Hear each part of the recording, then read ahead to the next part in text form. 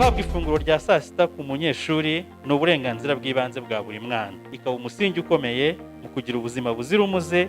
Ni inshingano yacu twese gutuma ifunguro ry'abanyeshuri riboneka ku gihe kandi riboneye, amashuri akagira ibikorwa remezo bikwiye kandi imirima y'ibigo by'amashuri ikabyazwa umusaruro.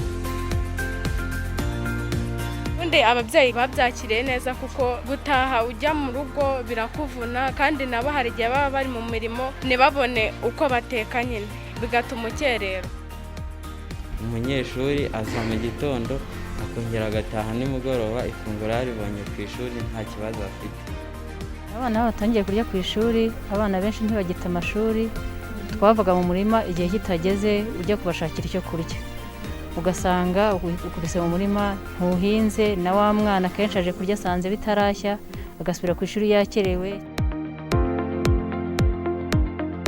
School feeding has extensive impact on child health, nutrition, academic performance, and on future employment opportunities, and can lead to a strengthening of Rwanda's human capital.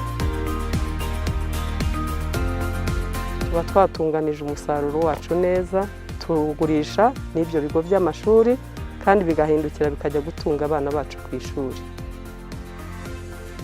Gahunda yo kugaburira abanyeshuri ni inshingano z'umubyeyi. Ni byiza ko twifashisha cyane cyane byera mu karere kuko ari uburyo bwiza bwo guhuza ishuri, ababyeyi, abahinzi n'amasoko ari hano. Turabizeza rero ubufatanye bwa Leta y'u Rwanda mu gukomeza guharanira ko abanyeshuri bafatira ifunguro ryuzuye ku ishuri kandi dukoresheje ibyera iwacu.